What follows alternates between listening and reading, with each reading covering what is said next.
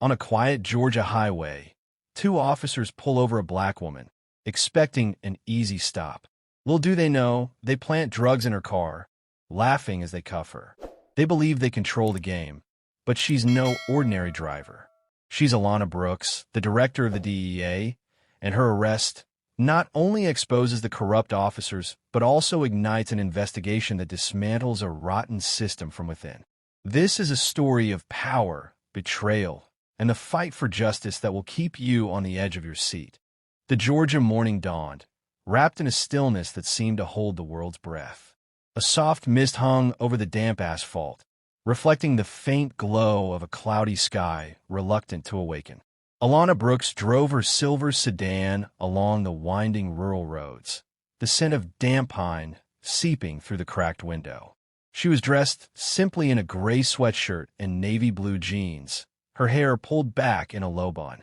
No plates, no escort, no signs of the authority she carried with her in Washington. And the cup holder, her coffee, sat beside a silenced phone. She had spent 3 days with her family, away from the weight of her title, simply being Aunt Alana, laughing with her niece over card games and savoring homemade peach pie. For a moment, the world of offices and critical decisions was behind her. The dashboard read 43 in a 45 zone. Everything was in order. Marvin Gaye's soul music played softly, barely a murmur accompanying the rhythm of her fingers drumming the steering wheel. Then she saw it, a glint in the rearview mirror, a patrol car too close, following her with a patience that wasn't casual. She reduced her speed, signaled right to yield, but the vehicle didn't move. The blue and red lights flashed without a siren, like a silent command for now. Alana parked on the gravel shoulder, her hands firm on the wheel, her posture straight. It wasn't her first police stop, and she knew how to play the role: respect, calm, composure. But something tightened in her chest as the officers approached. One, a white man with a square jaw and weathered skin, tapped the window with 2 fingers. The other, younger, with an air of contained hostility, positioned himself near the trunk, watching her blind spot. "Good morning, officer. Is there a reason for this stop?" Alana asked, lowering the window halfway, her voice serene but firm. The older officer didn't respond immediately, his eyes scrutinizing her, moving from her face to her hands still visible on the wheel. "License and registration," he said with a dry voice that hid a hostility disguised as courtesy. "Routine patrol.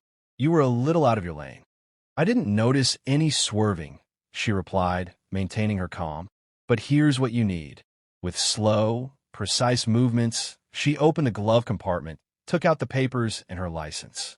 Each gesture was deliberate, as if she knew the choreography of caution by heart. The second officer, Trent, moved closer to the trunk, his eyes scanning the interior of the car. The older officer studied the license, frowning. "Brooks," he murmured. "Visiting family?" She nodded without offering more. He held the license a second too long, then made a subtle gesture to his partner. "Open the trunk," he ordered. Alana didn't move. "Is that a request or a legal order?" she asked, her tone firm but without defiance. The young officer, Trent, shifted his stance, his hand near the baton on his belt. "You got something in there we should be worried about?" "I know what's in my trunk," she replied, "and I'd like to know the basis for checking it." "We don't need to argue, ma'am," the older officer said, still holding her license in his hand. "You comply now, or we do it the hard way." A tense silence stretched out. Alana pressed the trunk button, which popped open with a soft click. The young officer disappeared toward the rear. She remained still, looking ahead, while the older officer stayed by her window, his expression inscrutable.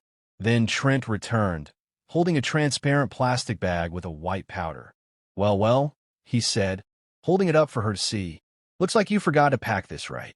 Alana didn't blink. "That wasn't in my trunk." "You sure?" he retorted with a mocking smile. "I'm sure." The older officer leaned closer, his breath stale.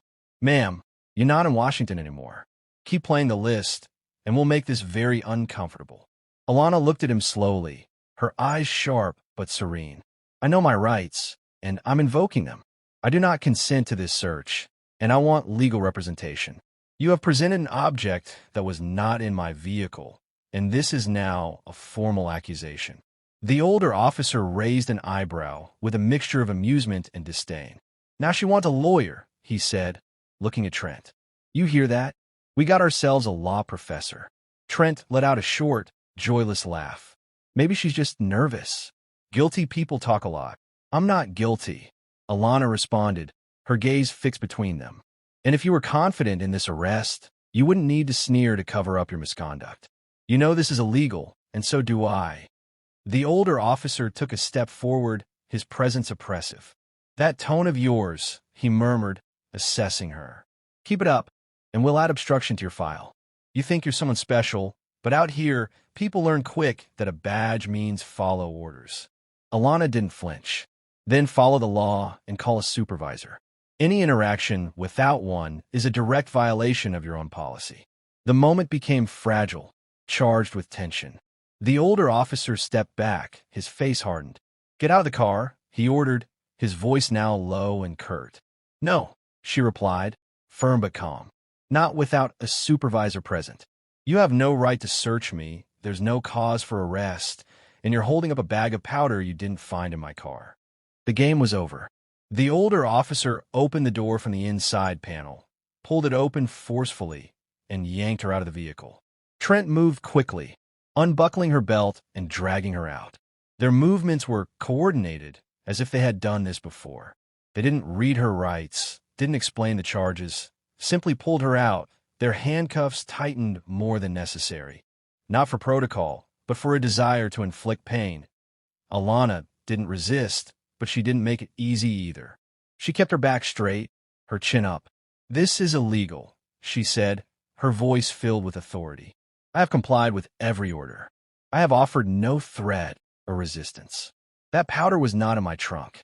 I demand your badge numbers and the name of your supervisor." They didn't respond. They led her to the patrol car in silence, pushing her with an almost theatrical indifference. Passing cars slowed down, their occupants watching what they believed was a routine arrest. No one knew who she really was. That anonymity was a cruel freedom for the officers and dangerous for her. The station. The air smelled of stale coffee and floor cleaner. The desk sergeant looked up, grabbed a clipboard without interest, and recorded the charges, possession and obstruction. But when he entered Alana's name into the system, something changed. His fingers stopped, his eyes narrowed. The screen flickered, showing an official photograph and a title. Brooks Alana. Director, Drug Enforcement Administration. Classified Access Level 5. Immediate federal contact required. The sergeant paled. "Ma'am, we didn't know," he stammered, reaching for the phone. "I need a secure line now." Alana didn't wait. "Secure the building. Freeze internal access. I want the surveillance records sealed, every access car blocked, and the custody desk secured. This place is under federal control." In less than an hour, the DEA team arrived. Officers Maddox and Calloway had disappeared, but the evidence began to speak. The bag of drugs carried a federal tracking code linked to a drug operation that should never have left a secure warehouse.